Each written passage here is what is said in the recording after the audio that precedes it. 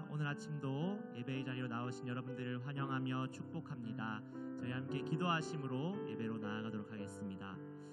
사랑과 은혜가 풍성하신 하나님, 오늘도 우리가 주님을 바라보며 나아가기를 소망합니다. 우리의 모든 삶도 주님으로부터 시작되었고 또 주님으로부터 나아감을 우리 고백합니다. 하나님, 우리 삶 가운데 주님만이 우리 삶의 목적이 되어주시고 우리 주님만이 예배의 대상이 되어주시옵소서. 오늘도 주님 한 분만을 예배하며 나아가오니 우리 삶의 모든 우상들을 버리게 하시고 오직 주님만 바라보며 예배하는 모든 성도들 되게 하여 주시옵소서. 오늘도 그렇게 우리 삶을 인도하시고 함께 하실 주님을 찬양합니다. 감사합니다. 예수 그리스도의 이름으로 기도드립니다. 아멘.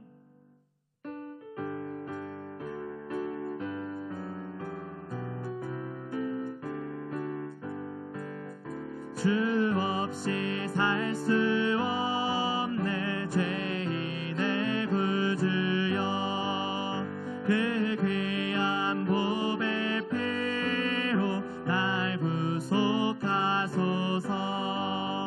구주의 사랑으로 들리신 보혈이 내 소망 나의 위로 내 영광 됩니다. 주 없이 살 수 없네 나 혼자 못 서리. 힘없고 부족하며 지혜도 없도다. 내 주는 나의 생명 또 나의 힘이라. 주님을 의지하여 지혜를 얻으리. 주 없이 살 수 없네 내 주는 아신다. 내 영의 깊은 강구 마음의 소원을 주밖에 나의 마음 네 알아주리오. 내 마음 위로하사 평온케 하시네. 주 없이 살 수 없네 세월이 흐르고 이 깊은 고독 속에 내 생명 끝나도 사나운 풍랑일 때 날 지켜주시니 내 곁에 계신 주님 늘 힘이 됩니다.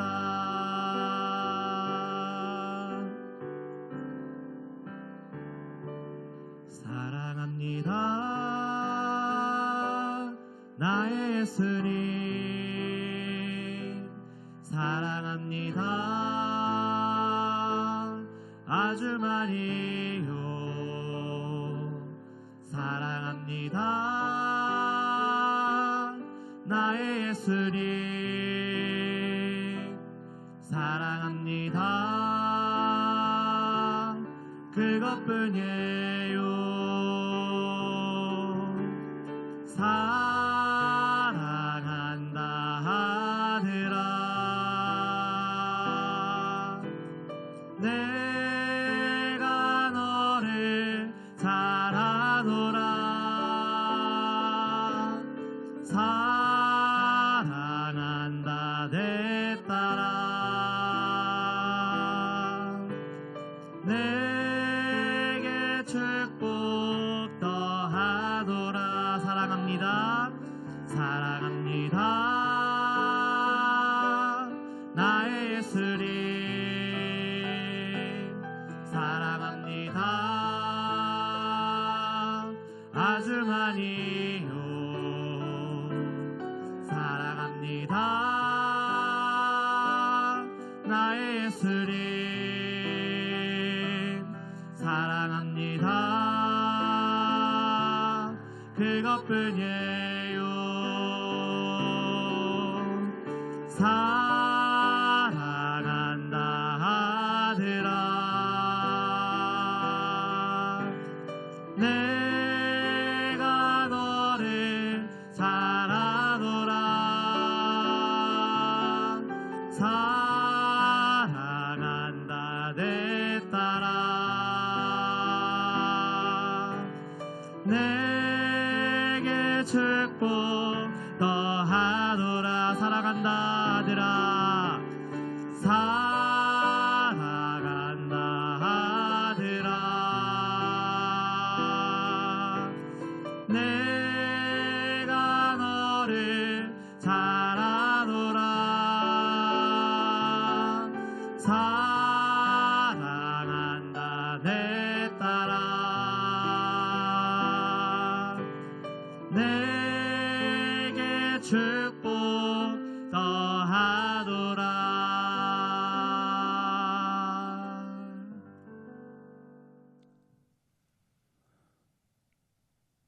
할렐루야. 우리 하나님의 은혜와 평강이 우리 성도님들 삶 가운데 날마다 가득하시기를 주님의 이름으로 축원합니다. 오늘 우리가 함께 묵상한 고린도전서 9장의 말씀에서는 사도 바울이 사도의 권리에 대해서 말씀을 하고 있습니다. 그런데 사도 바울이 이 사도의 권리에 대해서 강조하는 이유가 있습니다. 그 이유가 뭐냐면은 사도 바울이 전한 복음 때문에 그렇습니다. 많은 사람들 가운데 특별히 사도 바울에 대해서 적대적인 사람들이 비방하는 게 있습니다. 그것이 뭐냐면 사도 바울은 정식 사도가 아니기 때문에 그가 전한 복음은 효용성이 없다. 또한 그가 전한 복음은 진리가 아니다라는 그러한 험담이 그 가운데 있었기 때문에 그렇습니다. 즉 다시 말해서 사도 바울이 온전한 말씀을 전했는데 그 말씀이 부정됩니다. 그 말씀 자체에 문제가 있어서가 아니라 사도 바울은 예수님의 12제자도 아니고 또한 예루살렘에서 파송한 정식 사도도 아니다. 이것을 문제를 삼는 경우가 그 가운데 있었다는 것이죠. 그렇기 때문에 사도 바울은 자신의 사도권에 대해서 변호를 합니다. 그것은 어떤 자기의 권리 또한 자기의 위치, 자기의 지위에 대해서 사도 바울이 언급하려고 하는 것이 아닙니다. 그 이유는 뭐냐면 자신이 전한 복음이 진리다라는 것을 강조하기 위해서 자신의 사도성을 변호하는 그 모습이 그 가운데 있는 것이죠. 사랑하는 여러분, 때때로 우리가 이 세상 살아가면서 나의 연약함 때문에 내가 전한 복음이 또한 내가 전한 진리가 부정된다라면 얼마나 안타까운 일이겠습니까? 그렇기 때문에 우리는 나 스스로를 온전하게 하고 또한 나 스스로를 바로 세워야 되는 이유가 바로 그것이죠. 그 이유가 나의 연약함으로 인해서 내가 전한 복음 자체가 흔들린다면 또한 내가 전한 복음 자체가 부정된다면 얼마나 안타까운 일이겠습니까? 그러므로 사랑하는 여러분, 우리가 이 세상 살아갈 때 우리는 누구인가? 복음을 담는 그릇입니다. 그런데 만약에 그릇이 더럽기 때문에 그 복음 자체가 부정이 된다면 얼마나 안타까운 일이겠습니까? 그러므로 우리를 온전하게 하고 또한 우리를 새롭게 함으로 하나님께서 기뻐하시는 하나님의 사람으로서 날마다 나아가시는 우리 모든 성도들 되시기를 주님의 이름으로 축원합니다. 고린도전서 9장 1절에서 10절 말씀입니다. 내가 자유인이 아니냐 사도가 아니냐 예수 우리 주를 보지 못하였느냐 주 안에서 행한 나의 일이 너희가 아니냐 다른 사람들에게는 내가 사도가 아닐지라도 너희에게는 사도이니 나의 사도됨을 주 안에서 인친 것이 너희라. 나를 비판하는 자들에게 변명할 것이 이것이니 우리가 먹고 마실 권리가 없겠느냐. 우리가 다른 사도들과 주의 형제들과 게바와 같이 믿음에 자매된 아내를 데리고 다닐 권리가 없겠느냐. 어찌 나와 바나바만 일하지 아니할 권리가 없겠느냐. 누가 자기 비용으로 군복무를 하겠느냐. 누가 포도를 심고 그 열매를 먹지 않겠느냐. 누가 양떼를 기르고 그 양떼의 젖을 먹지 않겠느냐. 내가 사람의 예대로 이것을 말하느냐. 율법도 이것을 말하지 아니하느냐. 모세의 율법에 곡식을 밟아 떠는 소에게 망을 씌우지 말라 기록하였으니 하나님께서 어찌 소들을 위하여 염려하심이냐. 오로지 우리를 위하여 말씀하심이 아니냐. 과연 우리를 위하여 기록된 것이니 밭 가는 자는 소망을 가지고 갈며 곡식 떠는 자는 함께 얻을 소망을 가지고 떠는 것이라. 오늘 말씀 가운데 보면은 사도 바울이 자신의 사도됨에 대해서 강조를 하고 있습니다. 왜 사도됨에 대해서 강조를 할까요? 그 이유는 뭐냐면 그가 전한 복음이 있고 그가 전한 말씀이 있습니다. 사랑하는 여러분, 사도 바울이 전한 복음, 사도 바울이 전한 말씀은 분명한 하나님의 말씀이고 진리의 말씀입니다. 그런데 혹자들이 사도 바울의 사도성에 대해서 언급을 합니다. 즉 그가 12제자가 아닌데, 또한 그가 사도가 아닌데 어떻게 그가 전한 복음이 진리일 수 있겠는가? 그가 전한 복음과 말씀을 흔들어버리는 경우가 있다는 것이죠. 그런데 그렇지 않다라는 겁니다. 사도 바울은 자기의 사도성을 강조할 뿐만 아니라 더 나아가서 그가 전한 복음이 진리의 말씀이고, 또한 하나님을 바로 알게 하고 예수 그리스도를 바로 알게 하는 진리의 복음이다라고 말씀을 하고 있습니다. 우리 함께 고린도전서 9장 2절의 말씀을 읽도록 하겠습니다. 제가 읽겠습니다. 다른 사람에게는 내가 사도가 아닐지라도 너희에게는 사도이니 나의 사도됨을 주 안에서 인친 것이 너희라. 오늘 말씀 가운데 보면은 사도 바울이 다른 사람에게는 사도가 아니더라도 최소한 너희들에게만큼은 사도이다라고 이야기합니다. 그 이유가 뭘까요? 고린도 교회는 사도 바울에 의해서 개척이 되었습니다. 그리고 고린도 교회는 분명한 하나님께서 세우신 교회이고, 또한 이 당시 초대교회에 있어서 굉장히 영향력을 미치는 교회입니다. 그렇다면 내가 거짓의 말씀을 전했다면, 내가 진리의 말씀을 전하지 않았다면 너희가 어떻게 건강한 교회로서 또한 모든 사도들이 인정하는, 초대교회에서 인정하는 교회가 될 수 있겠느냐? 즉 사람들이 나의 사도성에 대해서 의심하지만 내가 전한 복음은 분명한 것이다. 그렇기 때문에 고린도 교회가 온전함으로 살아갈 수 있었고, 또한 고린도 교회에 대해서 어느 누구도 의심하지 않는다는 것이죠. 그러므로 사도 바울에게 있어서 고린도 교회는 열매이고, 또한 그의 사도가 됨을 증명할 수 있는 모습이 그 가운데 있다라는 것입니다. 그런데 중요한 것이 이것입니다. 그 당시 사도들은 순회하면서 복음을 전했습니다. 또한 여러 군데를 다니면서 복음을 전했기 때문에 그들이 경제적인 활동이 없었습니다. 그래서 과거의 레위인들처럼 또는 제사장들처럼 그 공궤를 통해서, 그리고 각 교회들이 그들이 사역할 수 있도록 그들에게 먹을 것과 입을 것, 또한 생활할 수 있는 것들을 공급하는 그러한 모습이 그 가운데 있었던 것을 보게 됩니다. 그리고 실제로 예수님의 제자였던 사도들은, 또한 예수님의 형제였던 그 사도들은 교회에서 공급하는 양식과 또한 교회에서 공급하는 것들을 가지고 그들이 생활을 했고, 또한 더 나아가서 그것을 가지고 복음을 전할 수 있는 자금으로 삼았던 것을 보게 됩니다. 그런데 사도 바울은 그러지 않았습니다. 그가 텐트 메이커, 즉 그가 가지고 있었던 기술이었던 천막을 만드는 기술로서 스스로 일을 하면서 먹고 살았다는 것이죠. 그런데 어떤 이들은 또 그걸 가지고 비방을 했다는 겁니다. 그 이유가 뭐냐면 사도 바울이 교회의 공개를 받지 않고, 또한 교회에서 지원을 받지 않고 그가 스스로 일을 하는 이유는 그가 진짜 정통 사도가 아니기 때문이다 라고 하면서 그를 비방하는 모습이 그 가운데 있었다는 것이죠. 그런데 사도 바울이 언급을 합니다. 나도 다른 사도들과 같이 그 공개를 받을 수 있는 권리가 있다, 또한 권한이 있다. 그러면서 사도 바울이 언급한 것이 바로 이것입니다. 고린도전서 9장 9절의 말씀입니다. 제가 읽겠습니다. 모세의 율법에 곡식을 밟아 떠는 소에게 망을 씌우지 말라 기록하였으니 하나님께서 어찌 소들을 위하여 염려하심이냐. 오늘 말씀 가운데 보면은 이렇게 말씀합니다. 모세의 율법에 일하는 소들, 밭에서 일하는 소들의 입에 망을 씌우지 말라라고 얘기합니다. 일하는 소들에게 망을 씌우는 이유가 뭘까요? 이 소들이 일을 하면서 밭에 있는 곡물들, 또한 밭에 있는 식물들을 먹을까 봐 소가 먹지 못하게 하려고 망을 씌웠다는 겁니다. 근데 하나님께서는 모세 율법을 통해서 그러지 말라라는 거예요. 그 이유가 뭡니까? 그 밭에서 일을 하는 소는 그 밭에 있는 작물을 먹을 수 있다라는 것이 그 가운데 있습니다. 그리고 설마 그 소가 밭에 있는 작물을 깡그리 다 먹어 없애겠습니까? 그러진 않겠죠. 근데 사람들이 욕심을 내서 일하는 소에게 먹지 못하도록 망을 씌우는 모습이 그 가운데 있었다는 거죠. 그게 합당하지 않다는 겁니다.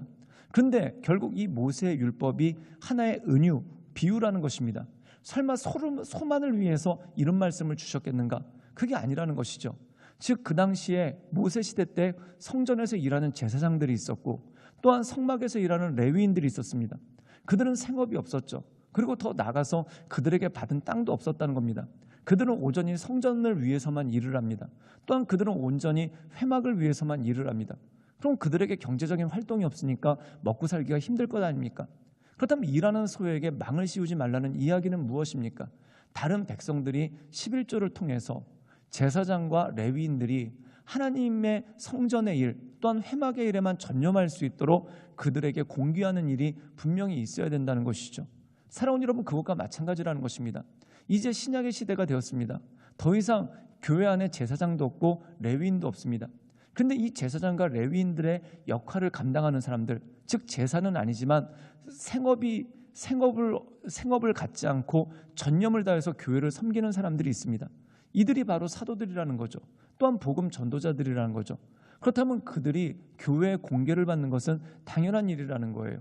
그런데 그 당연함에도 불구하고 사도 바울은 그걸 하지 않았다는 것입니다. 그럴 수 있는 권한이 있음에도 불구하고 하지 않았다라는 거예요. 그 이유가 무엇일까요? 그가 사도가 아니라서가 아니라 덕을 세우기 위해서 스스로가 피했다. 그러나 사도들이 또는 복음을 전하는 사람들이 교회의 공개를 받는 것은 당연한 것이다 라고 말씀을 하고 언급을 하고 있는 장면이 이 말씀 가운데 나와 있다는 것이죠. 사랑하는 여러분, 우리가 이 세상을 살아갈 때 이 부분은 참 중요한 부분입니다. 또한 우리가 이 세상을 살아갈 때 이 부분 역시 굉장히 필요한 부분입니다. 예를 들어서 불을 끄는 소방관이 그 소방 장비를 지원받지 못하고 자기 돈으로 사서 불을 꺼야 된다. 그럼 그걸 어떻게 감당하겠습니까? 또한 전쟁터에서 싸우는 군인이 자기 무기는 자기가 가져와서 싸워야 된다. 그걸 어떻게 감당을 하겠습니까? 또한 전쟁터에 나가는 군인이 자기가 먹을 양식은 자기가 가져가야 된다. 그럼 그걸 어떻게 감당하겠습니까? 또한 아버지나 또한 형제가 군대 전쟁터에 끌려나갔습니다. 그럼 그 가족들은 생산을 할 수 있는 남자들이 없어지니까 다 굶어 죽어야 되지 않겠습니까? 그렇다면 이것은 합당한 것이 아니라는 것이죠. 그러므로 이 말씀 가운데 주는 것이 바로 이것입니다. 소하는 일하는 소에게 망을 씌우지 말아라. 즉 누가 어떤 일에 대해서 최선을 다해서 감당을 할 때 그것이 비록 생산적인 일이 아니라 할지라도 그가 그 일을 공공의 이익을 위해서 감당할 때 그가 그것을 감당할 수 있도록 그를 돕고 후원하라는 말씀이 이 말씀 가운데 나오라는 것이죠. 그리고 만약에 그가 그것을 거절하고 받지 않는다고 해서 그게 당연한 것이 아니라는 거예요. 사도 바울이 그것을 받지 않았던 이유는 뭐냐면 덕을 세우기 위해서 그런 것이지 그가 선택을 한 것이지 그에게 권한이 없기 때문이 아니라는 것이죠. 그러므로 사랑하는 여러분, 우리가 이 주변에 세상에 살다 보면은 정말 교회뿐만 아니라 공공의 이익을 위해서 자기의 생업을 포기하고 또한 이 모든 일들을 하시는 분들이 있습니다. 나라도 마찬가지죠. 공동체도 마찬가지죠. 자신의 이익을 포기하고 공공의 이익을 위해서 헌신하는 사람들이 있지 않습니까? 그들이 바로 설 수 있을 때 그때서야 이 공동체가 나라가 바로 설 수 있는 능력이 그 가운데 주어지는 것 아니겠습니까? 그러므로 사랑하는 여러분, 하나님의 나라에 대한 진리가 그렇습니다. 당장 눈앞의 것을 바라보며 이거다 저거다 라고 말할 수가 없다라는 거예요. 그래서 사도 바울은 지식은 교만하게 하는 것이나 사랑은 덕을 세운다라고 말씀하고 있습니다.